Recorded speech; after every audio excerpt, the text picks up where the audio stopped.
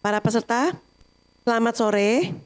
Jangan bosan, ini sudah sesi terakhir ya, sesi ke-10.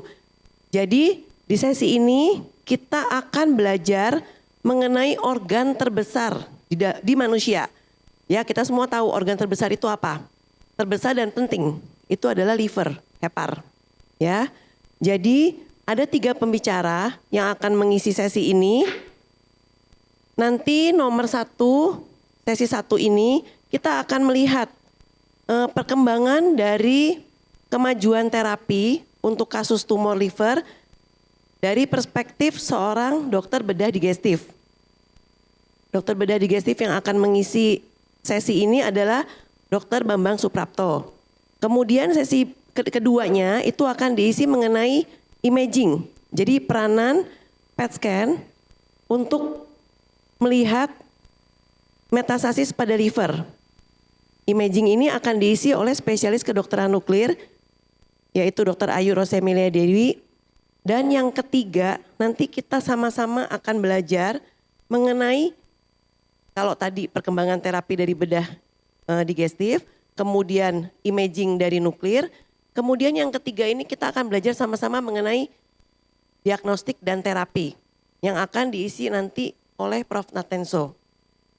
Jadi tanpa memperpanjang waktu, saya akan mulai memanggil Dr. Bambang Suprapto. Silakan Dok, maju ke depan. Setiap peserta punya waktu 15 menit. Sesudah bicara di atas panggung, silakan Dok. Kemudian peserta boleh turun, duduk di depan. Nanti sesi tanya jawab akan dilanjutkan di akhir. Siap Dok? Ya. Kita mulai ya Dok. Silakan waktu dan tempat untuk Dr. Bambang. Terima kasih kepada panitia, kepada moderator. Selamat sore semuanya, mudah-mudahan masih semangat. Saya sekedar sharing tentang update liver tumor management. Kenalkan, saya nama Bambang Suprapto, saya digestive surgeon di WAP Sarani.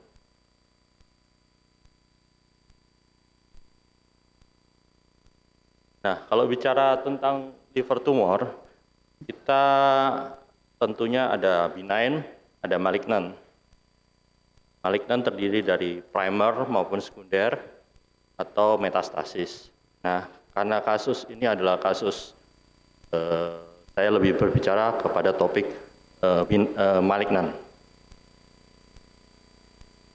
Sebagai introduction, kanker liver itu adalah kanker nomor 6 terbanyak di seluruh dunia dan mempunyai penyebab kematian nomor 3 dari seluruh dunia. Kasusnya cukup banyak di bidang digestif, dan hepatocellular carcinoma itu adalah kanker primer dari hati yang paling sering dan sampai saat ini juga merupakan concern related kematian di dunia.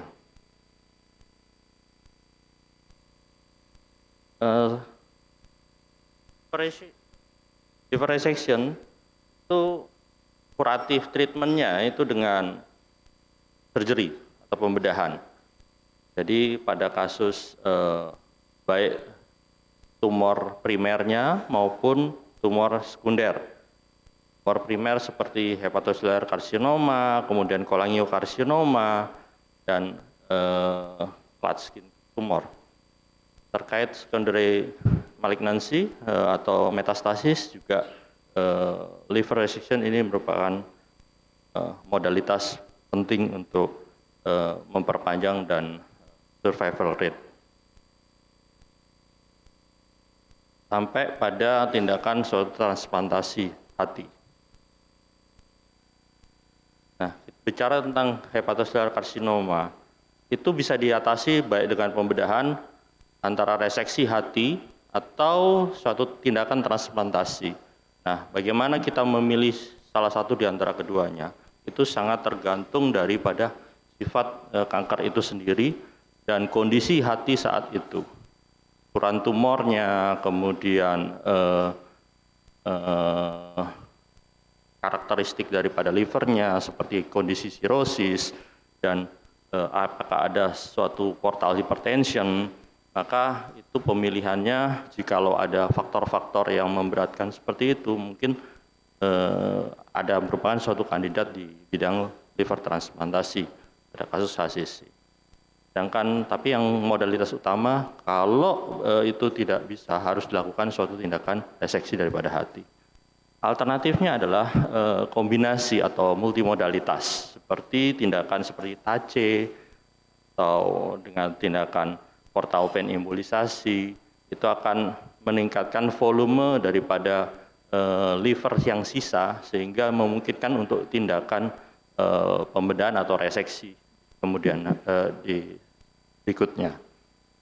Problemnya adalah tindakan transplantasi di Indonesia relatif belum banyak center yang melakukan. Begitu pula dengan terkait dengan donor. Bagaimana dengan liver metastasis? Kebanyakan liver metastasis itu dicapai dengan pembedahan, diangkat tumornya dengan satu tahap.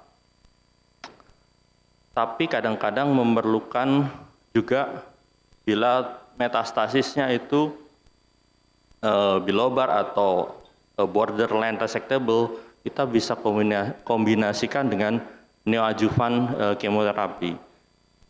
Setelah membaik atau respon, kita bisa lakukan tindakan pembedahan atau bahkan dilakukan tindakan two-stage hepatectomy atau pemotongan hati dengan 2 tahap. Tahap pertama kita lakukan pemotongan, kemudian portal vein embolisasi yang diharapkan bahwa hati yang lobus sebelah itu mengalami pembesaran sehingga tercapai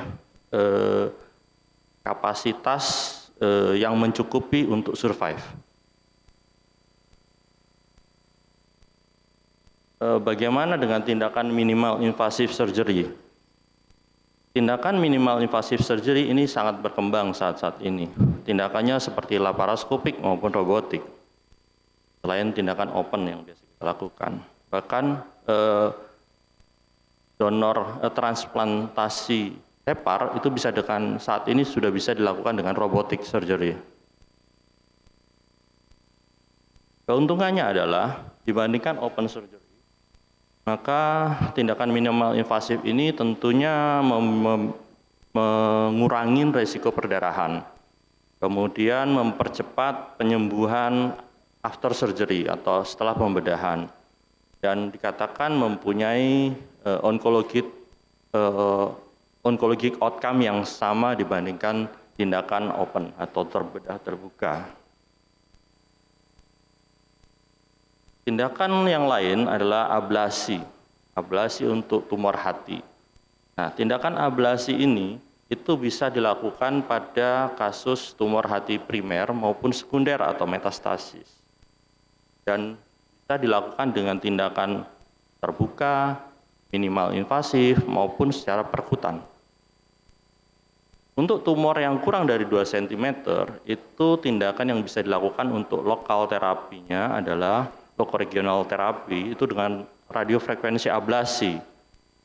Ya, dikatakan bahwa mempunyai outcome yang sama dengan tindakan reseksi atau pembedahan hati. Kemudian yang metode yang lain adalah microwave ablasi.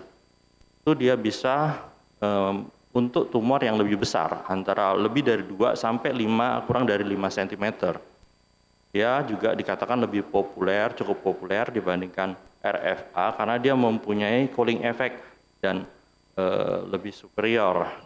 Sehingga untuk kasus-kasus ablasi baik RFA maupun microwave ablasi ini bisa untuk dilakukan untuk 3 sampai 5 cm dengan kriteria BCLC-A atau kriteria liver yang masih cukup baik tanpa adanya sirosis dan asites.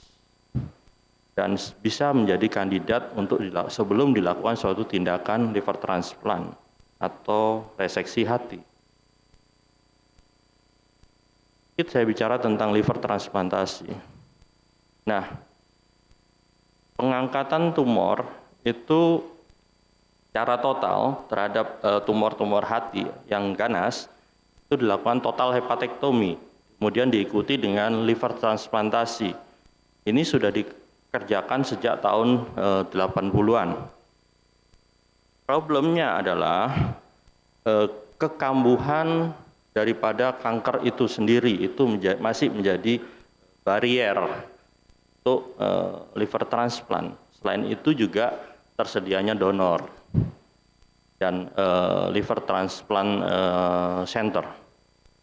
Sehingga perlu suatu seleksi kriteria yang baik untuk menentukan ini suatu tindakan transplantasi atau tidak.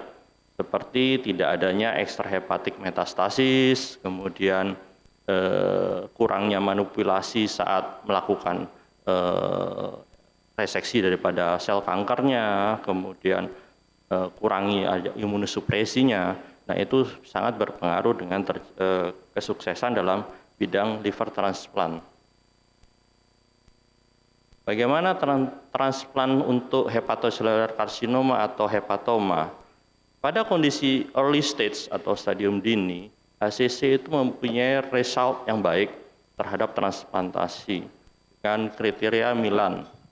Itu adalah kondisi tumornya kurang dari 5 cm, single nodule, ataupun kurang dari 3 cm dan kurang dari 3 nodul.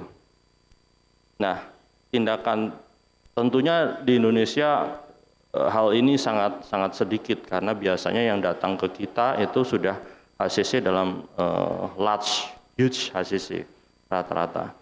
Nah, kadang-kadang diperlukan modalitas yang lain sebagai bridging seperti thermal ablasi, TAC maupun SIR atau Selective Internal Radiation Therapy atau TARE untuk bridging untuk mencegah progresi daripada kankernya sambil menunggu graft atau donor. Ini beberapa kriteria daripada transplantasi untuk kanker hati yang lain. Ada HCC, kemudian perihilar cholangiocarcinoma, dan intrahepatic cholangiocarcinoma. Ini bisa dilihat bahwa recurrence free survival itu cukup baik untuk kasus HCC. Bisa sampai mencapai 80% dalam 5 tahun. Begitu pula tumor hati yang lain seperti perihilar cholangiocarcinoma maupun intrahepatic cholangiocarcinoma sampai mencapai 50%. Sedangkan untuk colorectal liver metastasis 39% itu bisa mengalami kekambuhan dalam 1 tahun pertama. Sehingga tetap di situ diperlukan tetap tindakan kemoterapi harus dilakukan. Kemudian ada neuroendocrine metastasis juga bisa. Radiasi untuk tumor-tumor melati terbagi 2, yaitu stereotactic body radiotherapy atau SBRT, kemudian selective internal radiation therapy atau SIRT atau TARE, transarterial chemoembolisasi. Ini adalah SBRT, yaitu didefinisikan sebagai suatu presisi, dia akan lebih terfokus dengan high dose, high presisi, radiasi, sehingga dia bisa tepat sasaran, dan mencegah kerusakan daripada liver tissue yang normal. Nah, kebanyakan pemberian SBRT ini untuk kasus yang unfit for surgery atau technical secara teknis tidak resectable atau tidak bisa diangkat. Juga bisa sebagai bridging terapi pada pasien HCC yang menunggu untuk tindakan suatu liver transplant.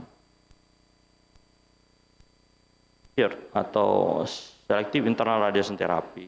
Ini adalah transarterial radioembolisasi. Kita menggunakan pemberian yttrium 90 mikrospor untuk branch dari cabang arteri hepatik melalui kateterisasi gitu ya. Kemudian disuntikkan dengan embolan dengan mikrospor yttrium untuk memblok dan mengaktifasi radioaktif di situ untuk mengurangi suplai dan mematikan sel kankernya. Memiliki respon yang cukup baik pada kasus intermediate dan advanced HCC. Untuk kasus kanker kolorektal, metastasis liver, dan neuroendocrine tumor itu dikatakan cukup baik, tapi biasanya stable disease, kurang begitu baik dibandingkan pada kasus HCC. Ini TACE sama mirip dengan kateterisasi, cuma dia memberikan kemoembolan, ya, embolisasi dan kemoterapi. Ya, berfungsi untuk sebagai bridging juga, dan ada kombinasi dengan DEP TACE dikatakan lebih baik dan mempunyai efek samping yang lebih sedikit dibandingkan TACE yang biasa. Kemoterapi dan approach, perioperatif, chemoterapi, dan ini sebagainya. Kenapa kita perlu pemberian neoadjuvan lain dibanding resectable tumor? Tujuannya adalah untuk mengurangi mikrometastasis, baik intrahepatik maupun ekstrahepatik. ESMO mengatakan bahwa pembedahan dulu itu lebih dianjurkan dibandingkan yang lain pada kasus-kasus metastasis yang masih prefer atau masih favorable. Dan juga dilakukan pada kasus seperti intrahepatic cholangiocarcinoma maupun perihilar karsinoma atau Klatskin cancer. Conversion therapy unresectable tumor itu biasanya untuk menurunkan atau downsizing untuk pada kasus yang tadinya unresectable atau borderline, kemudian dengan kombinasi terapi kita menjadi resectable. Itu bisa menggunakan kemoterapi seperti doublet maupun triple kemoterapi, tergantung wild type atau mutant, kemudian sehingga bisa dilakukan suatu tindakan resesi setelah tindakan kemoterapi. Kemudian no coagulation conversion treatment ini diberikan infus hepatic artery infusion dan bisa dilakukan dengan menggunakan fluoxetine untuk mengkontrol dan pada kasus colorectal metastasis dan unresectable intrahepatic cholangiocarcinoma dapat menurunkan downstage dengan suatu tare atau shield. Systemic therapy ini berkembang tyrosine kinase inhibitor seperti dan ICI atau immunocheckpoint inhibitor. Dikatakan bahwa tyrosine kinase inhibitor itu seperti sorafenib, lenvatinib itu adalah direkomendasikan pada first line terapi untuk advance HCC. Sekali lagi ini adalah untuk advance, bukan yang resectable. Kalau early dikatakan bahwa pembedahan adalah yang pilihan pertama. 3 menit lagi ya dok. Baik. Sedangkan ICI atau seperti nivolumab dan pembrolizumab itu bisa dikatakan untuk pemberian advance HCC. Oke, ini adalah guideline daripada Indonesia Guideline tentang HCC. Dikatakan bahwa kita terbagi menjadi liver function, extrahepatic metastasis, vascular invasion, total nodule, dan nodule size. Di sini dikatakan bahwa kalau Child-Pugh A atau B dengan tanpa adanya suatu metastasis dan tidak ada vaskular invasi, nodulnya kurang dari 3, maka dianjurkan untuk atau lebih dari kurang dari 3, tapi ukurannya tidak tergantung ukuran, berapapun ukurannya itu adalah reseksi masih ada tempatnya. Selain itu, yang penting dikatakan bahwa fungsi kapasitas livernya masih baik. Kemudian bisa dikombinasikan dengan yang lain. Prinsipnya adalah pasien itu komorbiditasnya ada atau tidak. Kemudian general fitness-nya itu ada masih cukup baik. Disease-nya, local disease extension-nya bagaimana? Apakah ada metastasis jauh atau tidak? Kemudian yang penting juga adalah livernya. Fungsinya baik, harus cukup baik. Dan sisa atau sel-sel hatinya masih mencukupi untuk survive. Itu yang paling penting untuk menentukan apakah dia layak untuk dilakukan pembedahan atau tidak. Nah, sebagai take home message, penanganan malignant liver tumor itu sangat berkembang dan banyak multimodalitas untuk meningkatkan outcome dan long term survival. Kemudian perkembangan pembedahan dan ablasi itu sangat penting dan untuk personalized treatment approach. Kemudian penanganan liver tumor itu sangat individualized, tergantung karakter tumornya, ketersediaan resources dan modalitas terapinya. Dan multidisipliner team itu sangat penting. Satu lagi ini ada biology is king, selection is queen, and technical details of surgical procedure are princess and princess. Terima kasih atas perhatiannya. Semoga bermanfaat. Saya akan membawakan tentang peran FDG PET pada liver metastasis. Oke, ini sebagai spesialis kedokteran nuklir, ada beberapa indikasi atau skenario yang biasanya terjadi ketika kita menerima referral dari sejawat untuk pasien yang dilakukan PET scan pada kasus-kasus liver metastasis. Yang pertama itu biasanya pasien itu dikirim dengan unknown primary tumor yang metastasis ke liver, atau bisa juga dikirim dengan initial staging untuk treatment planning, bisa juga suspek metastasis ke liver dari primer yang sudah diketahui atau untuk evaluasi respon terapi. Oke, untuk yang pertama adalah pasien yang dikirim dengan unknown primary tumor. Nah, yang perlu kita ketahui sendiri bahwa dari epidemiologi liver metastasis ini, penyebab dari metastasis ke liver itu ada banyak. Di antaranya yang paling sering di sini adalah dari kolorektal dan juga dari pankreas. Nah, penting bagi kita untuk mengetahui sumber metastasisnya itu supaya sebagai seorang spesialis kedokteran nuklir kita bisa tahu patternnya sehingga kita bisa mengarahkan ke diagnosis yang tepat. Nah, ini contohnya pasien dikirim dengan unknown primary tumor yang ketika dilakukan pemeriksaan FDG PET bisa dilihat di gambar MIP-nya ternyata ada uptake juga di pankreasnya. Jadi setelah dilakukan histopatologi, pasien tersebut confirm bahwa ada metastasis dari pankreas tumor. Ini adalah contoh yang kedua, pasien ditemukan adanya uptake pada greater curvature yang kemudian dikonfirmasi secara histopatologik sebagai suatu NET. Nah, selain dari unknown primary, ada skenario lainnya. Yang ketiga ini mereka semua saling berhubungan. Untuk staging, kemudian untuk mengetahui adanya metastasis, dan juga untuk treatment planning atau follow up setelah dilakukan terapi terhadap liver metastasisnya. Nah, kita perlu mengetahui dulu nih tentang epidemiologinya dari liver metastasis.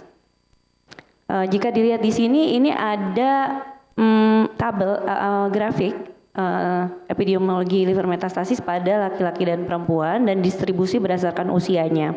Pada usia muda di perempuan paling sering disebabkan oleh breast cancer, sedangkan pada laki-laki itu kolorektal.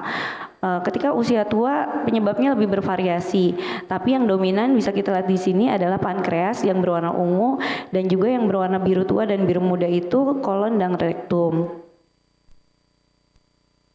Nah, kenapa kita penting mengetahuinya? Karena sebenarnya untuk tata laksana dari liver metastasis ini berdasarkan terapinya akan menentukan nanti prognosisnya seperti apa. Jadi kita harus bisa membedakan pada saat kapan kita melakukan PET CT dan kapan kita melakukan pemeriksaan yang lainnya. Nah, setelah dibaca dari beberapa guideline, ternyata ini agak mirip juga dengan tadi primary liver tumor, bahwa tata laksananya antara surgical atau non-surgical, resectable atau non-resectable. Mohon maaf, ini mungkin tulisannya kecil-kecil sekali karena saya ambil dari NCCN, tapi secara umum kita klinisi akan memberikan atau melakukan pemeriksaan diagnostik untuk membedakan apakah pasien itu bisa dilakukan surgery atau tidak. Nah, ini juga didukung oleh guideline lain dari ESMO untuk colorectal cancer. Kenapa kita lihat di colorectal cancer? Karena tadi penyebab yang terbanyaknya adalah colorectal cancer untuk terjadinya suatu liver metastasis. Nah, bagaimana dengan cancer yang lainnya? Ternyata sama. Tata laksananya juga operatif atau sistemik. Nah, which imaging modalities, bagaimana kita bisa bantu? Yang mana sih yang kira-kira bisa memberikan informasi? Kalau dari NCCN dilihat memang ketika kita curiga pasien itu perlu resectable atau perlu surgical, yang kita lakukan itu adalah MRI dulu. Kenapa sih MRI? Nah, kita lihat di sini. Dari ACR juga, ACR rekomendasinya adalah dilakukan CT abdomen, MRI abdomen atau CT abdomen 3 fase atau MRI kontras. Sedangkan untuk FDG PET sendiri pada initial staging skornya hanya 5, jadi may be appropriate. Begitupun ketika kita bertemu dengan pasien yang dilakukan surveillance karena metastasisnya atau presurgical. Sama, FDG PET itu tidak mandatory, tapi levelnya 5. Dilakukan jika appropriate. Kenapa seperti itu?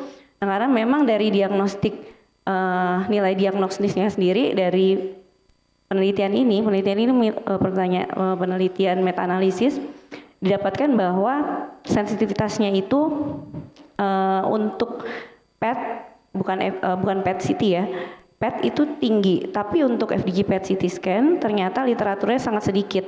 Jadi tidak bisa diberikan rekomendasi, sedangkan untuk MR imaging itu sensitivitasnya sangat besar. Lalu kapan sih kita bisa lakukan?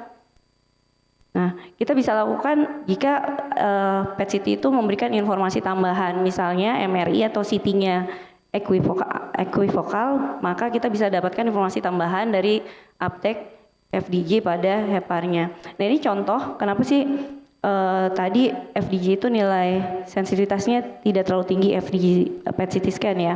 Karena ternyata banyak sekali lesi yang kemudian ada miss kalau kita lakukan FDG PET CT scan. Misalnya di gambar ini pada MRI-nya sudah bisa jelas kita lihat ada di panah yang berwarna hitam. Tapi di FDG-nya itu tidak menangkap, itu di panah yang berwarna putih. Begitupun pada gambar ini, pada lesi yang besar, FDG PET bisa positif, tapi kemudian pada lesi yang kecil di lobus kanan, FDG PET negatif, sedangkan pada MRI itu jelas tampak lesinya. Nah, ini juga di gambar ini kurang lebih sama, di CT-nya bahkan ada gambarannya lesi pudens, tapi di FDG-nya tidak uptake. Jadi memang FDG PET untuk menilai lokal liver itu agak sedikit ada pitfallnya, yaitu pada lesi-lesi yang kecil terutama kurang dari 10 mili. Nah, tapi pada banyak lesi juga kita bisa menemukan yang tangkapannya positif. Kalau lesinya besar itu lebih bisa dilihat, confidence-nya lebih tinggi.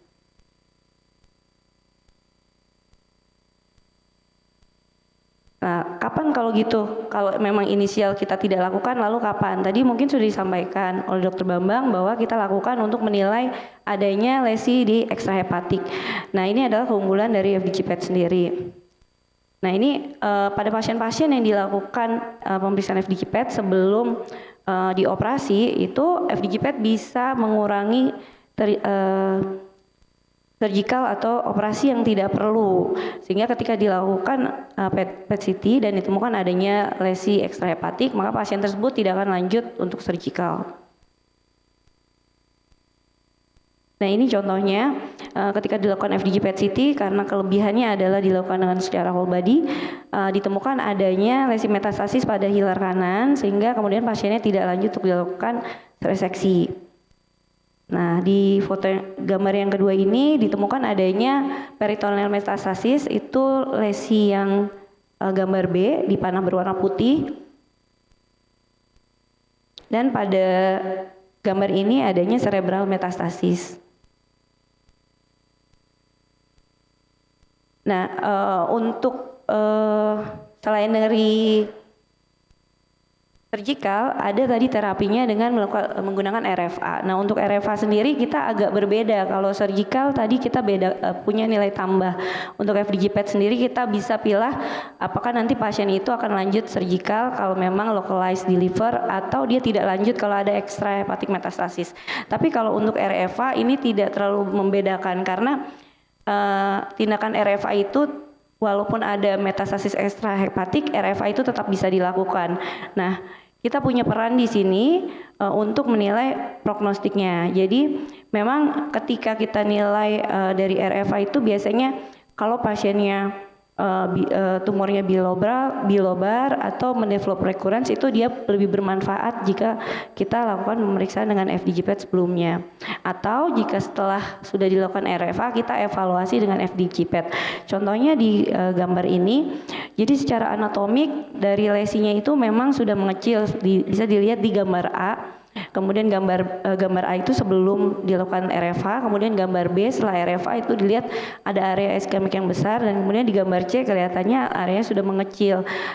Tapi kemudian dari pasien ini ternyata beberapa bulan kemudian ada develop nodul lagi di tempat lainnya. Setelah dilakukan pemeriksaan dengan FDG PET, ternyata bagian yang sebelumnya dikira sudah perbaikan, ternyata masih ada residunya. Dibuktikan dari gambar D yang ditunjuk gambar putih itu secara metabolik masih aktif. Nah, ini juga FDG PET ini juga bermanfaat untuk menilai survival pada pasien dengan TARE. Tapi mungkin untuk TARE nanti akan lebih lanjut disampaikan oleh Profesor Natlenzo. Nah, ini untuk evaluasi dari TARE sendiri menggunakan FDG PET. Jadi ini ada penelitian yang membandingkan antara RESIS 11 kemudian EORTC PET, kriterianya seperti apa, ada juga dengan CHOI kriteria. Dari penelitian ini kesimpulannya bahwa untuk kalau kita menilai TARE hanya dengan RESIS 11 saja, sensitivitasnya lebih rendah untuk menilai metabolic response. Jadi lebih disarankan untuk menggunakan EORTC PET kriteria dalam menilai pasien pasca TARE. Contohnya misalnya di sini bisa kita lihat dari gambar yang sebelah kiri A dan C itu gambar sebelum dilakukan TARE. Dilihat lesinya itu masih hipermetabolik. Kemudian di gambar B lesinya itu sudah uptake FDG-nya lebih rendah, tapi secara anatomis ukuran lesinya masih sama. Nah, kalau misalnya kita gunakan kriteria RESIS 11 maka pasien ini bisa kategorinya tidak respon terhadap TARE. Tapi kalau kita gunakan kriteria PET ini perbaikan. Tadi sudah kita ketahui bersama bahwa nilai diagnostik dari MRI sendiri terutama untuk menilai lesi tumor primer itu sangat tinggi gitu. Tapi memang ada beberapa pitfall yang kemudian bisa dijembatani dengan temuan-temuan pada FDG. Maka beberapa artikel juga mengulas lebih lanjut tentang penggunaan PET MRI untuk mendeteksi liver metastasis. Contohnya pada kasus pada paper ini bahwa membandingkan antara FDG PET CT dengan FDG PET MRI. Dari semua parameter berbeda secara bermakna bahwa nilai diagnosis PET MRI itu lebih tinggi daripada PET CT. Contohnya pada gambar ini, jika dilakukan ini gambar A, B, C, D ini adalah yang A dan B itu PET CT, yang C dan D itu PET MRI. Nah, ini bisa dilakukan bahwa pada pasien breast cancer dilihat bahwa secara uptake FDG-nya masih positif, tapi secara CT mungkin sudah walaupun masih ada lesi tapi tidak masih equivokal. Tapi kalau dilihat dari PET dia masih dari MRI dia masih positif. 2 menit lagi ya dokter. Baik, Dokter Apsari. Nah, ini untuk pasien tanpa liver metastasis. Nah, dari CT-nya ada lesi yang mencurigakan di gambar B, tapi di gambar A-nya PET-nya tidak aktif FDG, tidak uptake. Nah, ketika dilakukan MRI ternyata lesinya memang tidak ada di MRI. Nah, untuk take home message-nya, PET CT punya value-nya sendiri untuk preoperative staging, kemudian jika ada indeterminate findings, dan untuk restaging recurrent disease pada liver metastasis. Terutama keunggulan dari FDG PET CT ini adalah karena pemeriksaan dilakukan secara whole body dan melihat metabolic survey-nya. Kemudian ada specificity untuk viabilitas tumor-tumor tertentu dan juga bisa mendeteksi extra hepatic spread. Namun bagaimanapun penggunaannya ini harus dipertimbangkan juga secara cost efektif. Terima kasih atas waktu yang diberikan. Assalamualaikum warahmatullahi wabarakatuh. Again, thank the organisers for inviting me to this meeting. My slides.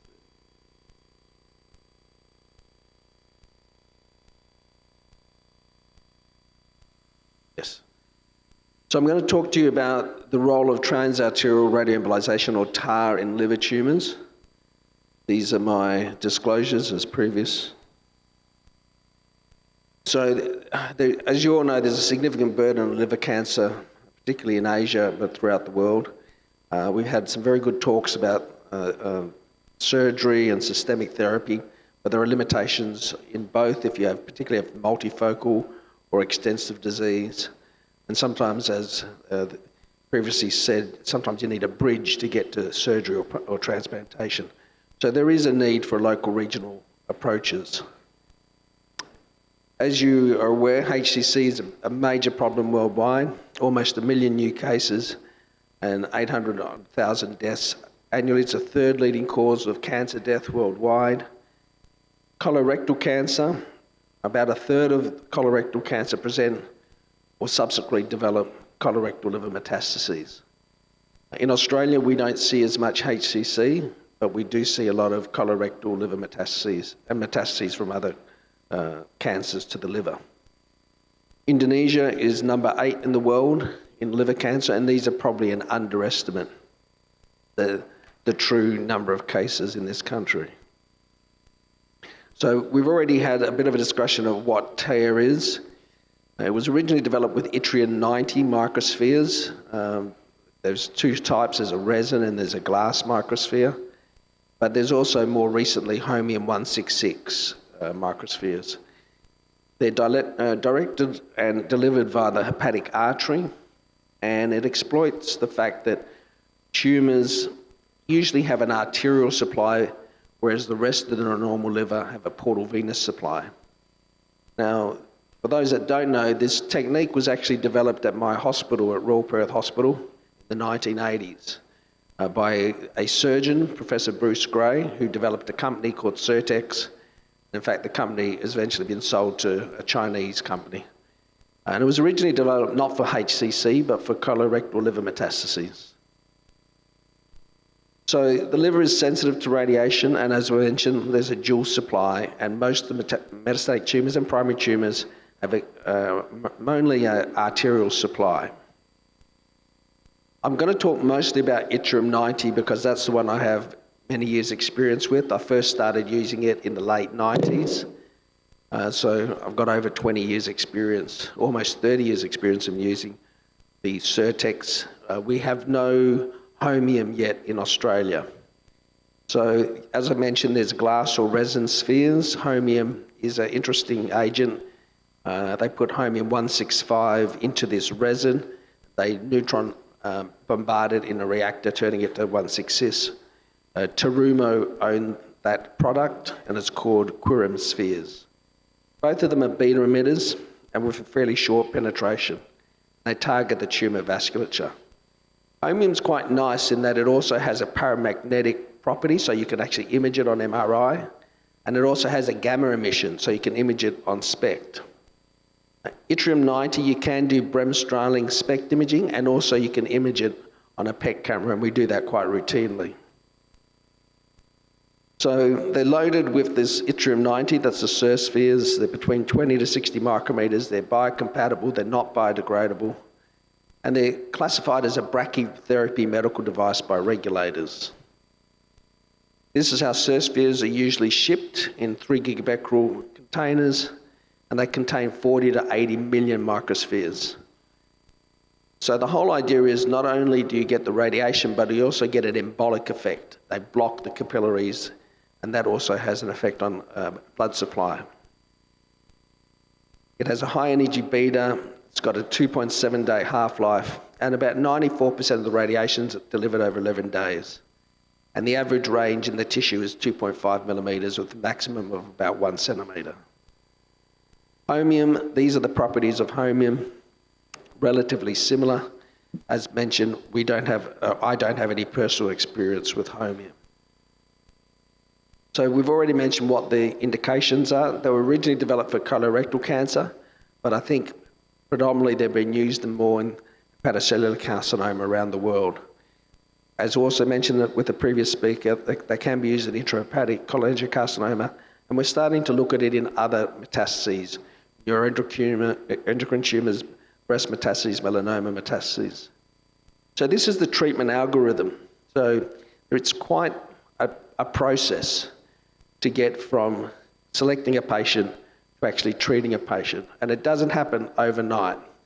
There's quite a lot of different steps, and I'm going to go through these steps to try and give you an idea.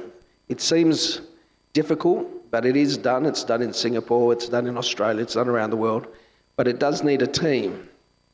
So we have a lot of people involved when we talk about CERT spheres. It really is a multidisciplinary approach. The surgeons are involved, the interventional radiologists, physics, hepatology. So we work through these cases and decide who is appropriate. So patient selection is paramount. You're not going to get a good outcome if you choose the wrong patient. So adequate liver function. You want patients who've got less than B7 Child-Pugh classification, which was already discussed by a previous speaker. You want patients who have good performance status, ECOG 0 to 2, and predominantly liver-limited disease. So if you have poor function, so if you have poor liver function, poor renal function, or just poor overall medical disease or poor patient, then that's probably not your right patient. If you have a lot of extrahepatic disease, also probably not the patient you want to treat. So these are the indications. So unresectable primary metastatic disease, which is liver only or liver dominant. You want life expectancy over 3 months, good ECOG status, as I mentioned, good liver function. And what you're trying to do is either downstage or bridge to transplant, or you can even do what's called hypertrophy induction. So it's quite a good way of causing hypertrophy induction in the remaining tumour if you do selective CERT therapy. Contraindications, we'll go through some of this when we talk about the dosimetry, but if you find when you do your shunting study that over 30 Gray is going to the lung, that's a contraindication. You're going to give them severe radiation pneumonitis. Also, you need to make sure that you have embolized arteries that can cause problems. Because if the spheres go down the wrong artery, then you can cause perforations, and I've seen that. Prior external beam radiotherapy is also relatively contraindication, but interestingly, things like lutetium dotatate are not a contraindication. Now, severe contrast allergy is also a contraindication because we do lots of angiograms on these patients. They get a lot of contrast, and so if they've got a severe allergy, they may not be the best candidate. So this is sort of the basics, but I'll go through this in greater detail. We do CT MRI for tumour mapping, hepatic angiography. If you're doing CERT spheres, you use a TECI MAA scan looking for the lung shunt and extrahepatic uptake. If you're doing Homium, they actually have their own agent called the Homium 166 Scout, and that's what they use for their lung shunt. Once you've done your angiography, as I said, you want to coil embolize any aberrant vessels. So we're just going to go step through some of these. The laboratories, you've chosen your patient, you think they're good, let's look what their bloods are like. Assess hepatic function, assess renal function. You may also want to assess tumour markers. If they've got a very high bilirubin, unlikely to be the patient. If they've got renal problems, be aware of that. For two reasons. One, you can cause hepatorenal syndrome, but the other is, of course, we use a lot of contrast and we may damage their kidneys further. Tumour mapping, that's the hepatic angiogram. So we do mesenteric angiography, and it's to try and work out what's the safest and most effective treatment strategy. Every patient's anatomy is different. Every patient's angiogram is different. So you need to do that. You want to identify all the hepatic vessels, all the gastric vessels, including the very small branches. So you need a really good interventional radiologist who understands GI anatomy. And then you embolize gastroduodenal, right gastric, any artery feeding the stomach or duodenum, and you have a very low threshold for prophylactic embolization. If you think, should I block that? You probably should. So the other thing is you don't want to block, you want to embolize and then do the procedure 2 months later because you'll get revascularization. So you want to, that's why if you see 1 to 2 weeks, we do all our study 1 to 2 weeks and then we want to treat. Also, once you embolize, there may have been other small vessels, little collaterals, that you didn't notice, and they will start opening up. So you need to try and get your cert spheres in as soon as possible after you've done your embolization. So we've done the mapping, the vessel embolization, we've seen it on a hepatic angiogram. When we're in there, we also put some MAA, or Holmium Scout. And what are we looking for? We're looking for the shunt. How much is going into the lungs? So in this case, this is from the Royal North Shore Hospital. You'll see the MAA scan, you'll see the distribution in the liver, but a large shunt. They worked this out to be 30%. This is just the same patient, different imaging. At 30%, that is a contraindication. So there are very definite levels of what we do when you have shunting. If it's less than 10% shunt, we give the full amount. If it's 10 to 15% shunt, we drop the amount of microspheres by 20%. If it's a 15 to 20% shunt, we drop the dose of microspheres by 40%. If it's more than 20% shunt, it's a contraindication. We do not give the microspheres. Okay, so we've done the breakthrough scan, now we're trying to organise our treatment plan. And then it's really, where is the disease? And this is where it's important to have discussions. And also, what are you trying to achieve? Is it a whole of liver? Is it a bilobar lobar? Are you going to use 2 catheters and into the different lobes? Is it just one lobe?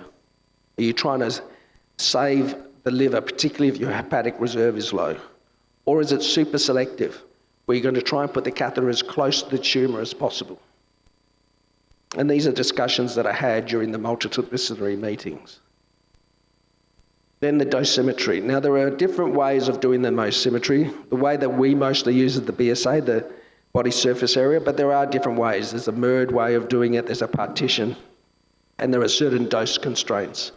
I won't go into it in detail, but if you go to those, there's a number of YouTube channels and YouTube movies that actually go through this in great detail. They're actually produced by Certex. But the body surface area method of dosimetry, you calculate the body surface area, the extent of tumour involvement, percentage of lung shunting, and that sort of works out how much you're going to deliver of the cert spheres. Then when we deliver, we catheterize through the femoral artery or the radial artery. And then, particularly with cert spheres, you have to mix and inject very, very soon after you mix, because they do settle down. And if you don't mix, you're going to get very irregular distribution of your cert spheres. So that's pretty important. In Australia, it's an outpatient. Sometimes it's an overnight stay. Occasionally people get severe pain and they'll stay overnight, but most of all, it's an outpatient. There isn't a lot of radiation, but there is some. So you do have to do some radiation safety measurements, and you've got to have your physicist involved, but it is a relatively low risk for participants and for staff. 2 minutes. Thank you. Bremstrolin is the scan we do when we give the yttrium 90. If you're using Holmium, you'll do a SPECT scan because it gives a gamma. But Bremstrolin breaking radiation, you get a gamma that you can image, and this is the Bremstrolin image. So that sort of gives you an idea of the distribution of where your cert spheres have gone. And then, of course, there's follow-up. So after the treatment, usually 2 to 3 months later, how has it worked? We heard from the previous speaker about using FDG PET, and of course CT looking RECIST criteria. So just in summary, we do a post-SCOUT SPECT scan. When we're doing our initial planning, we do our treatment planning, we try and get 60 gray to the volume of tumour that we're interested in. So dosimetry is important. We administer, and then we do a post-treatment SPECT scan, either looking at Bremstrolin or the gamma emission of Holmium. What are the side effects? Any radiation, fatigue, because we're affecting the liver, nausea, abdominal pain, you may see abnormal LFTs. But what are we worried about? Gastritis, cholecystitis, pancreatitis, radiation pneumonitis, and rarely radiation hepatitis. If you've planned properly, then you shouldn't see this.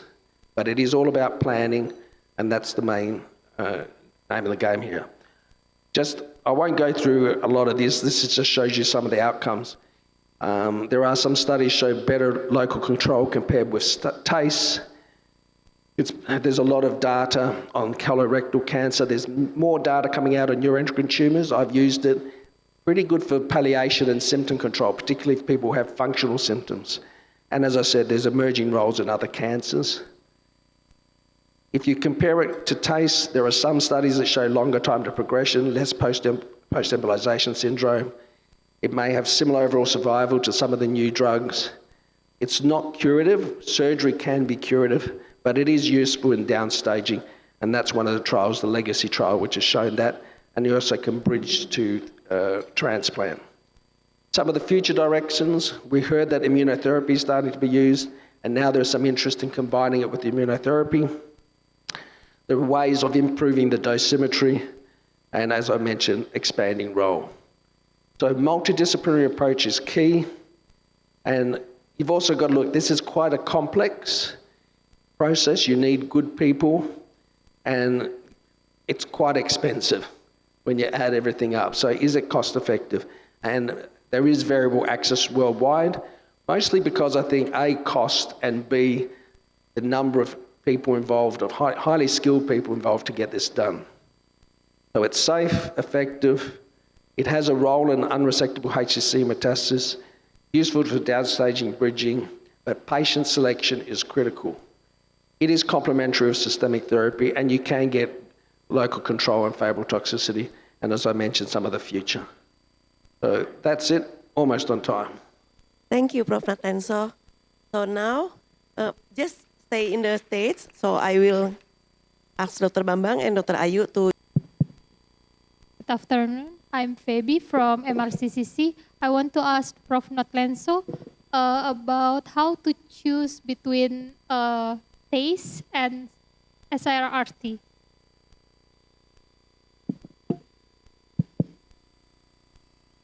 So a lot of it depends on your centre. TACE is actually easier than SIRT. If you have a look at every step that we need to do, so you'll see TACE is much more commonly available. So it really depends on expertise and also on what you're trying to achieve. It's not as common with TACE to be able to get total tumour kill. If you can get enough radiation into a tumour, you will kill that tumour. That is a little bit difficult with TACE, trying to get the concentration of chemo to kill a tumour, particularly in a metastasis, particularly in colorectal. So in our situation, we use both. And in some ways, it also depends on the type of patient. If they're more advanced, often we seem to go more for SIRT because it is more effective.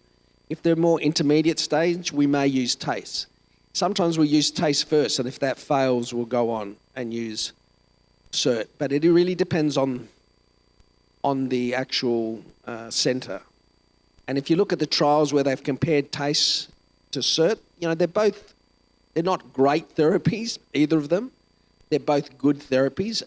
The most important thing is how good are your practitioners.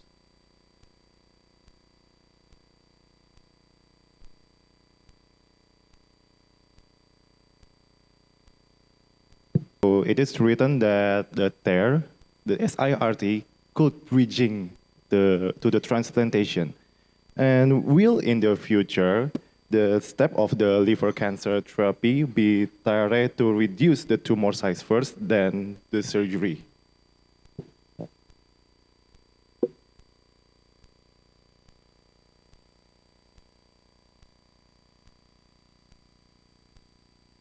Yes, that is possible, but you've got to look at the case. So it really depends on the distribution, the size of the tumour, how the patient is.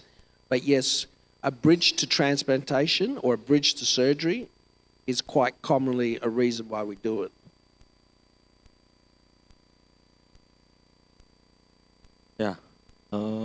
Apakah tadi kalau nggak salah pertanyaannya tentang apakah SIR dapat menggantikan transplant?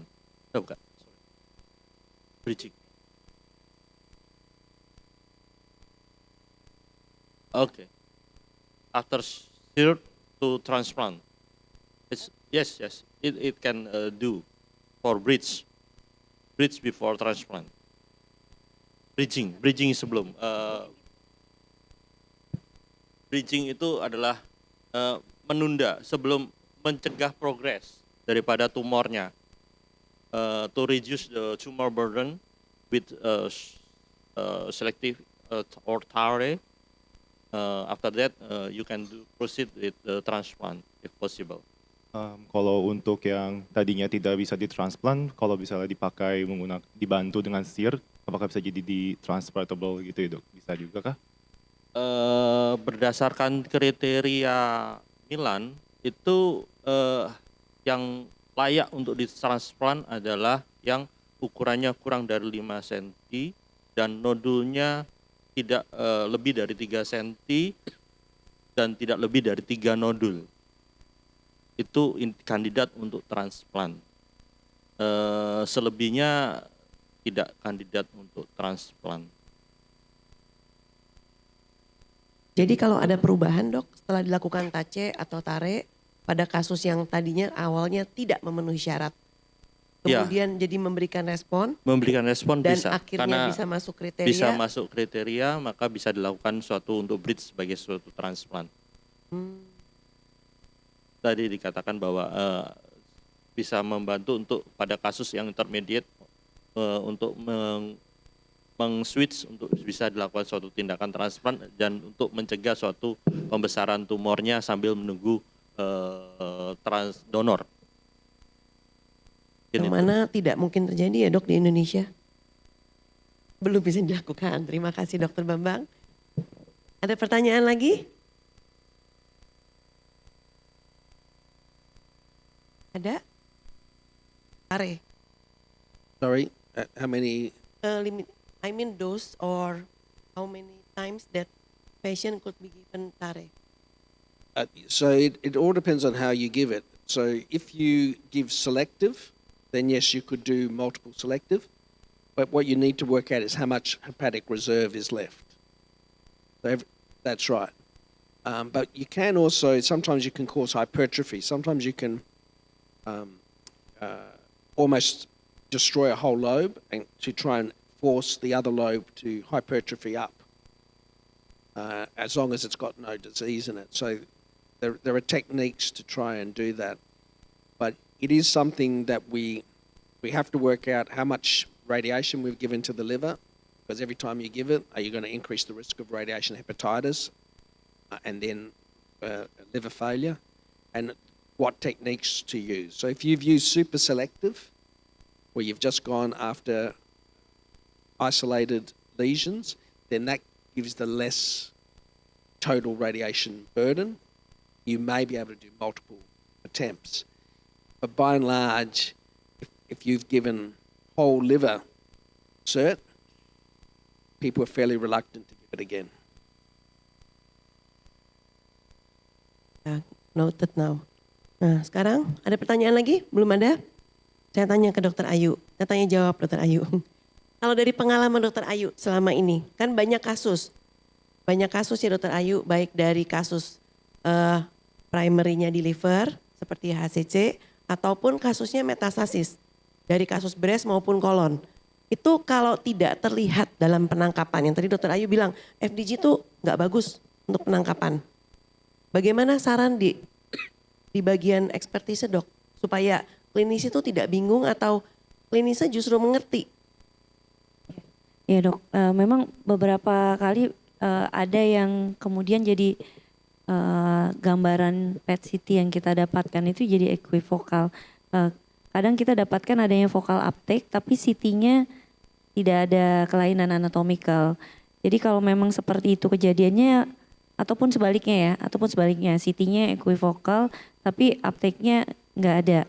Kalau memang masih ragu, kita tidak perlu sungkan untuk menyampaikan kepada klinisi bahwa kita butuh informasi tambahan. Jadi kita sarankan untuk dilakukan MRI biasanya MRI untuk melihat livernya supaya juga informasinya lebih lengkap bisa mengarahkan ke diagnosis yang lebih tepat. Ada tambahan dok, mungkin pertanyaan yang suka bikin bingung, MRI-nya pakai kontras atau tidak?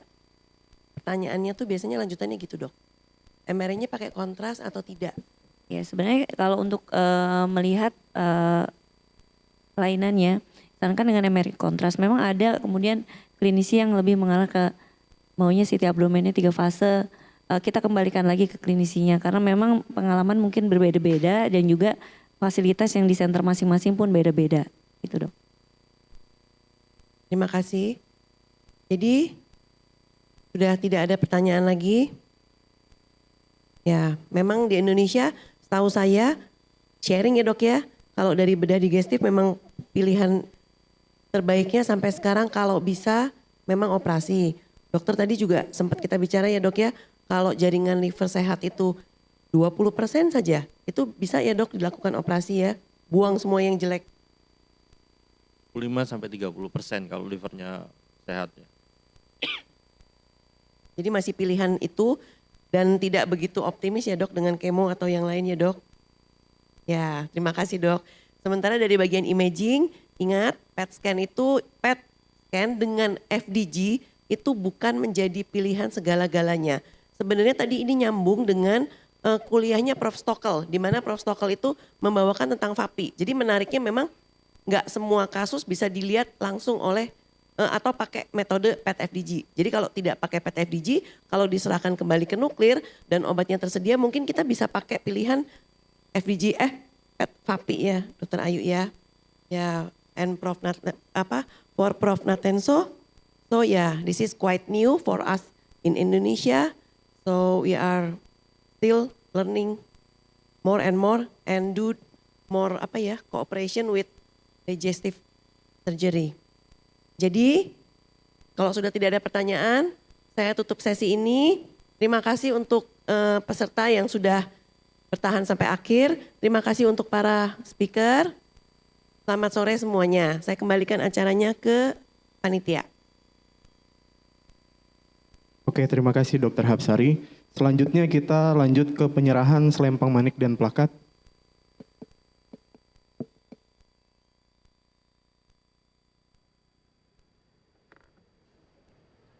Mohon izin Dr. Yustia.